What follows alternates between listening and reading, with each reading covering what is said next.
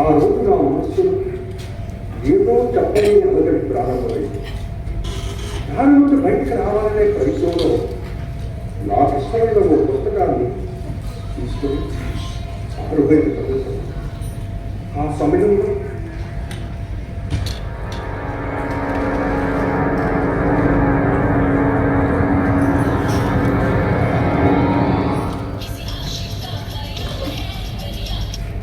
ఆకలి, అయ్యో ఆకలి, వసే రాక్షసి ఆకలి. ఈ ఆకలి రాక్షసిని చంపేయండిరా బాబు. రాక్షసి అవతల వాడు ఆకలి ఆకలి అని కేకలు పెడుతుంటే ఈ పుస్తకం మనకు నిమ్మకుంటున్నావా? ఇదే నన్ను పట్టుకోవచ్చు.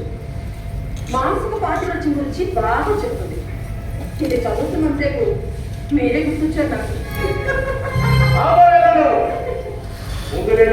సమాధానం చెప్పు. అడగండి. ఏంటి వాడికి అన్నం పెట్టినావుట? అన్నాను. మంచినీళ్ళు కూడా ఏమన్నావుట? అన్నాను. అదే ఎందుకన్నావు అని అడుగుతున్నాను. వాడు చెప్పలేదా? చెప్పలేదు కాబట్టి నేను అడుగుతున్నాను. వెళ్ళి బాగా అడిగాడు. నువ్వు బాగా పడలేదు.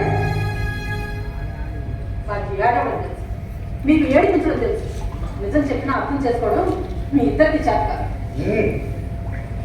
ముడికెత్తిపోయాడు. వదండి వదండి. భయపడాలి? మీరేమైనా దేవుడా లేక రాక్షసుడా? అదే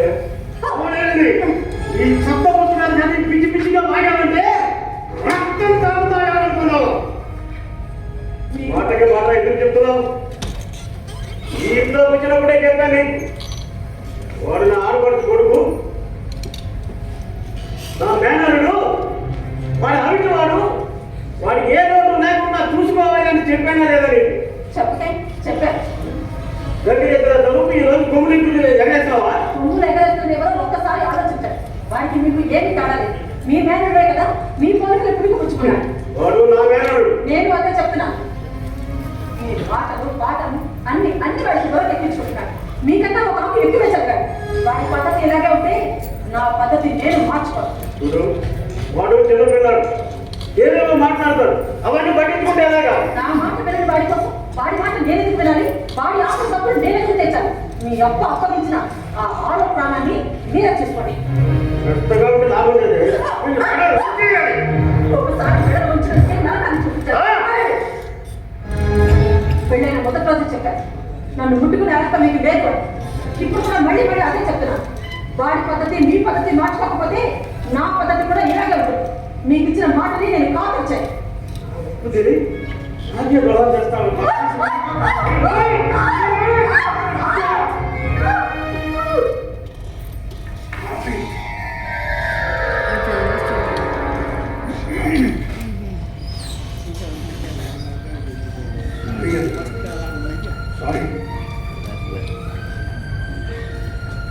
నీ కళలన్నీ కాలరాత్రిలో కలిపోవడానికి నేనే కరెక్ట్.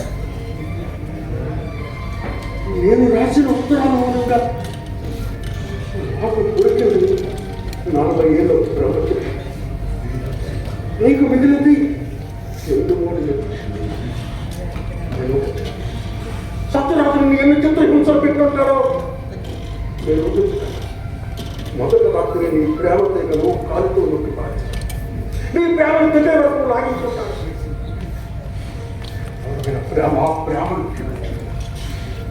ప్రేమను క్షమించడం ఇది నీవు ప్రక్షాళన చేసిన ప్రక్షాళన లేని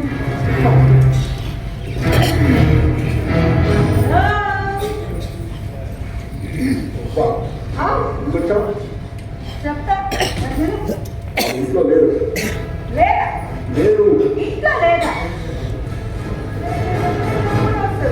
తెలీదు.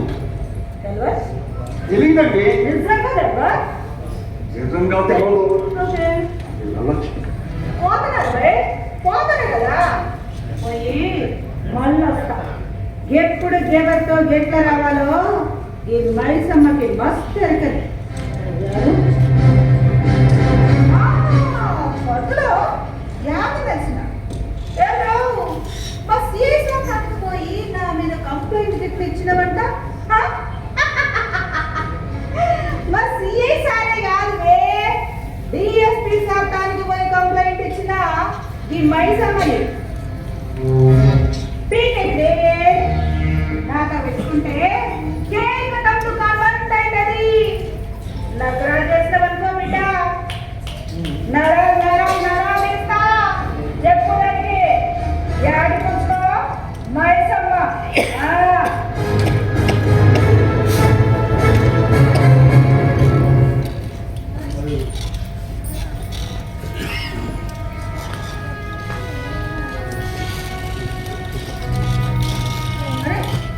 మీరు చంద్రమైంది అలా చెప్పండి. ఏమిటి అదొకటి ఏం చేశారు? నా బదులు ఏ దొంగలే వస్తుంటే నా కాడి వస్తువు అయిపోతుంది. ప్రతిదానికి వ్యాధులతో పనికిరాదు. కాస్త భయం కూడా ఉండాలి. ఆకలి దాని కోసం భయపడాల్సిన అవసరం. అది నేను భయపడతాను. మీరంటే నాకు పొందంత మళ్ళీ మీరు మామూలు మనిషిగా కావాలి. మరి అంత పిచ్చి ఒక పనికిరాదు మాస్టర్. ఈ రాక్షసు మీరు ఒంటరిగానే రాలిపోనివ్వండి. ఇంతకీ మీరు వచ్చిన పని పూర్తయింది అనుకుంటాను. మళ్ళీ ఉస్మాన్ స్కూల్లో జాయిన్ చేసేసాను. వాడికి ఆ స్కూల్ బాగా నచ్చింది. నా స్నేహితులు కూడా బాగా నచ్చారు. వస్తూ మా సీఏ గారు కలిశారు. మిమ్మల్ని 50,000 లంచం అవసరమని చాలా చీమట్లు పెట్టారు. నాకు అర్జీలు నా దగ్గర పడేసి వాటిని చదవమని. ఏంటో అర్థం చంపిన ఆడది మా ఇరుగు పొరుగులు ఉంటే ఆ భార్య కూడా బయటకిస్తాడు అని ఈ ఊరు పెద్ద మనుషులు రాసిన ఎదురుకులే.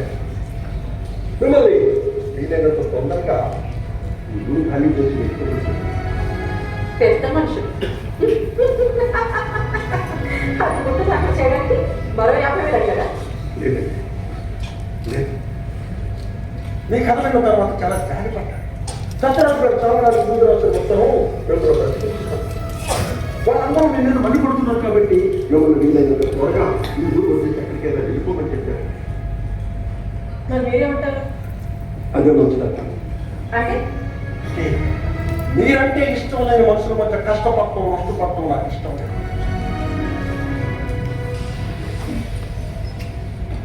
ఇక్కడి నుంచి వెళ్ళిపోయి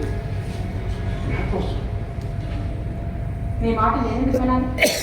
మీకు నాకు సంబంధం ఏంటి? సంబంధం ఉన్న మనుషుల దగ్గరికి రానిచ్చారా, వాళ్ళు మాట్లాడించారా?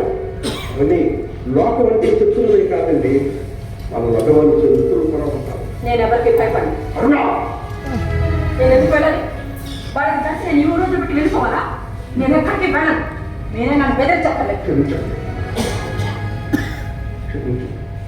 రోజు మనిషి నా కళ్ళ ముందు బాధపడటం ఇష్టం. నా మాట కాదండి. నేను ఎక్కడికి వెళ్ళను. నాకెవ్వరు లేరు. అందరూ నన్ను వదిలి వెళ్ళిపోయారు. నాకెవ్వరు లేరు. నాకెవ్వరు లేరు. నాకెవ్వరు లేరు.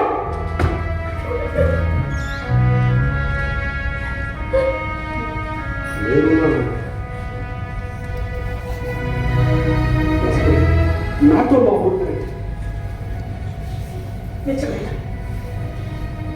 నిజమే. మీ స్నేహితులు పెన్షన్ డబ్బులు నేను ముట్టుగా దోచుకోలేదు. నా అమ్మ పక్కలో అమ్మగా మిగిలిన డబ్బులు ఉన్నాయి. వాటితో ఈ దరిద్రాన్ని మీరు అన్నాలు భరిస్తారు. నాలో మానవం చచ్చిపోయినంత వరకు. అంతకాలం నేను మీతో ఉండలేదు. ఎందుకంటే నేను మీతో వస్తే మీ భార్య బిడ్డలు ఒప్పుకుంటారా? ఎందుకంటే నేను రాక్షసి కదా. ఇలా బెదిరించే అందరినీ భయపెట్టేస్తారు. నేను వ్యతిరేక లేదు. మరి మీరు నాతో వస్తున్నట్టేగా? చెప్పండి, మీరు నాతో వస్తున్నట్టేగా? పరీక్ష ప్రారంభం తప్పుకోలేదా?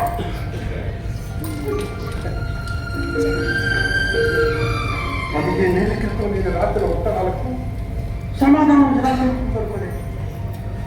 అప్పుడు నేను ప్రేమించింది చీకటిన ఉన్న సౌందర్యం. ఇప్పుడు లేక ఎలాగైనా కాపాడు. ఆ పోలీసుల వల్ల చేయి తప్పులు మళ్ళీ చిగురు పెట్టేయాలి. ఇలాగైనా నేను చేసిన పాపాన్ని నేను చేసిన పాపాన్ని ఏంటి మాస్టర్ అంత తీక్షణంగా ఆలోచిస్తున్నారు? నేను రెడీ రండి లోపలికి. అమ్మిగారు నో అండి. ఏంటండి? సత్యరాజు గారు. సత్యరాజ సత్యరాజ సత్యరాజ అది తప్ప మరో మాట ఇంకో చేస్తా లేదా మీకు? ఆ సత్యరాజు సచ్చి నిజంగానే మిమ్మల్ని దెయ్యమై పట్టుకున్నట్టున్నాడు. కానీ ఆ సత్యరాజు గారు ఎవరు చంపారని నన్ను పట్టేశారు. ఎవరు ఆయన? మీరు మాత్రం అని ఆ మల్బార్ పెడతాం. వాళ్ళెవరో మీకు తెలుసు. నాకు తెలుసు. మీరు ఎందుకు ఇంతగా ఆరాటపడిపోతున్నారో నాకు అర్థమైంది. చూడండి, మీరు ఊహించినట్టుగా మీ స్నేహితుడికి నాకు మధ్య ప్రేమ లేదు, పర్వాలేదు. ఆయనది మోహపూరితమైన, నాకు స్వచ్ఛపూరితమైన మనసు. పెళ్లికి ముందే ఆయనకున్న అపవిత్ర బంధాన్ని నేను తెలుసుకున్నాను. మా పెళ్ళైతే దాన్ని రక్షణ కౌశలంగా వాడుకోవచ్చని ఆయన అనుకున్నాడు. ఆయన ఆటలు నేను సాగనివ్వలేదని నా మీద కోపంతో ఆ మల్బారీ మేడం మీద ఆయన కోపాన్ని కుమ్మరించాడు. కొన్నాళ్ళ తర్వాత ఆమె ఆయన్ని దగా చేసింది. అది తట్టుకోలేక ఈర్షా ద్వేషాలు పెంచుకున్నాడు. జబ్బుతో తయారయ్యాడు. ఒకసారి బోధట్లో పడిపోయాడు. జనము తప్పించాడు. నాకు అవసరం అనుకుంటే ఇప్పటికీ ఆయన వచ్చేలాగా చేసేదాన్ని. కానీ నాకు అంత అవసరం కనిపించాడు. అవసరం కనిపించలేదా? అంటే మనిషికి తోడు లేని అవసరం అంటారా? ఆయన నిజంగా నా పక్కైతే ఆయన కోసం ఆలోచించేదాన్ని. నాకు పిల్లలు ఉంటే వాళ్ళ భవిష్యత్తు కోసం ఆలోచించేదాన్ని. ఈ లోకంలో ఇంజనీర్లకి కలవలేదు. ఆయన అవసరం ఇంకెవరికి లేదనిపించింది. గురించి మీకు ఏం పాప అనిపించలేదండి? ఆయన అలా రోజు చస్తూ ఉంటే ఆ బాధ నేను చూసి భరించలేకపోయాను. నేను పంచుకోలేకపోయాను. అలా రోజు చస్తూ బతికే కన్నా ఒక్కసారి చావడం మంచిది కదా అన్నాను. నొప్పి తెలియకుండా చనిపోయే మంది ఏదైనా ఉంటే చెప్పమన్నాడు. చెప్పాను. మా పుట్టింటి వాళ్ళు ఇచ్చిన మంచాన్ని మైన కలిసి హాయిగా వెళ్ళిపోయాను. పైగా చెప్పారు ఈ తత్వవేదానికి నా సంతానం అనిపిస్తుంది. అన్నం తిన్న తర్వాత నిదానంగా పనిచేయండి. సరేనా? రండి.